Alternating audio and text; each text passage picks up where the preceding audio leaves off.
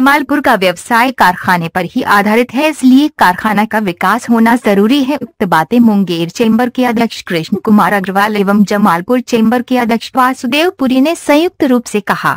दोनों अध्यक्ष ने ये भी कहा कि मूल रूप से जमालपुर का व्यवसाय कारखाने पर आधारित है, अतः इसे बचाए जाने के लिए चेंबर कोई भी कुर्बानी देने से पीछे नहीं रहेगा।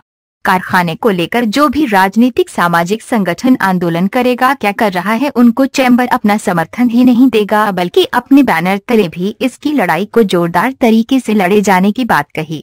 वही समारोह में रेल उप समिति के चेयरमैन राजेश जैन ने कहा कि चैम्बर को आश्वस्त किया कि जमालपुर की लाइफलाइन के रूप में यहां स्थापित देश के सबसे पुराने रेलवे कर्मशाला के अस्तित्व की अनदेखी नहीं होने दिया जाएगा एवं इसमें किसी तरह की कोई राजनीति नहीं होने दी जाएगी। इसके लिए चैम्बर कृत संकल्पित है।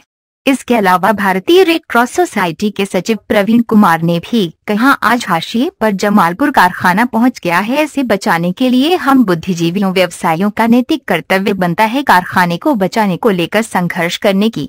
इसके पहले शहर के मारवाड़ी धर्मशाला के प्रांगण में आम सभा सम्मेलन समारोह मुंगेर चैम्बर ऑफ कॉमर्स शाखा जमालपुर और से अध्यक्ष वासुदेव पुरी की अध्यक्षता में हुई।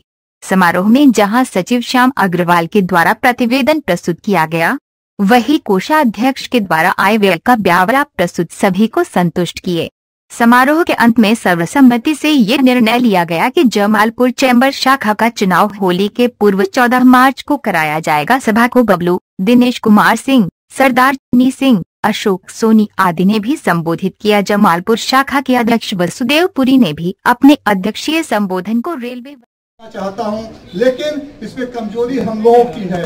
एकता के संगठन की शक्ति में ही सभी पदाधिकारी, सभी विधायक, सभी सांसद झुकते हैं। अगर आप में एकता की शक्ति होगी तो जमालपुर कारखाने का जीर्णोद्धार होगा।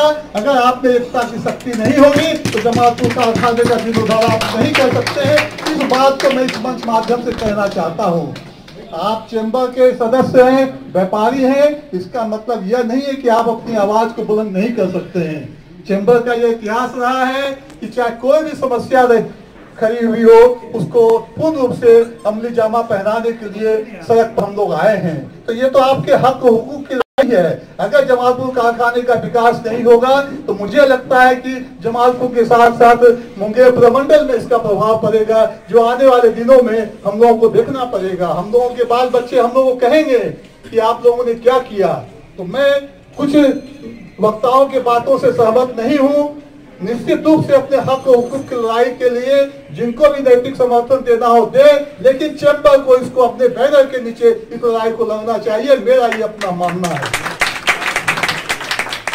क्यों क्या आप अगर लड़ाई नहीं लड़ेंगे और दूसरा मंच को आप नैतिक समर्थन देके अपना पल्ला छुड़ाएंगे तो मैं इसके समर्थन में नहीं हूँ। चैम्बर को अपनी लड़ाई अपने आप लड़नी पड़ेगी और उसके लिए आपको आगे आना पड़ेगा। जो भी अध्यक्ष सचिव उस भार को उठा सकते हो। मेरा यह मानना है कि 15 मार्च को जो चुनाव 14 मार्च को होने वाला है, वैसे सशक्त व्यक्ति को आपको चुन के लाए ताकि संगठन की शक्ति से अपने मांग को मांगने में आप लोग कामयाब हो सके। आपको बहुत बहुत साधुवाद, आपको बहुत बहुत धन्यवाद। और जमालपुर के नियति को बदलने में आप अपनी नियत भी जो आज स्पष्ट किया है, उसके लिए भी आपको बहुत बहुत धन्यवाद। और इसके साथ ही मुंगेर चैम्बर ऑफ कॉमर्स के हमारे तमाम पदाधिकारीगण जो यहाँ आने की कृपा की। और तो बात की बात है, लेकिन यह 2 वर्ष का कार्यकाल ये मार्च में पूरा होने जा रहा है। जैसा कि मुंगेर चैम्बर ऑफ कॉमर्स के द्वारा सूचना दी गई हुई है कि हर शाखा को मुंगेर चैम्बर ऑफ कॉमर्स से जुड़े हुए जितनी भी शाखाएं हैं उसका चुनाव 21 मार्च तक हो जाना है, क्योंकि 28 मार्च को फिर होली है और 11 अप्रैल को केंद्रीय समिति का चुनाव होगा। अतः आज के इस आम सभा में यह भी निर्णय लिया जाना है कि जमालपुर का चुनाव किस तारीख को किया जाना चाहिए और कहां